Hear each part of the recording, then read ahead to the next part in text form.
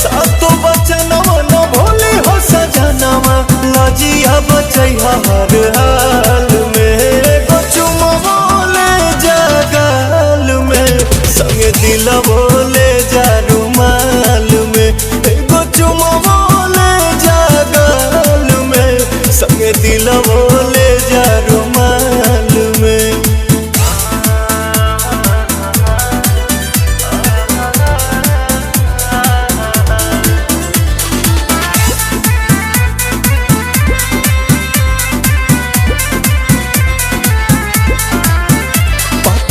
पीछे कदम बवाले बलम जल्दी पड़ बनी हाले के पाले बलम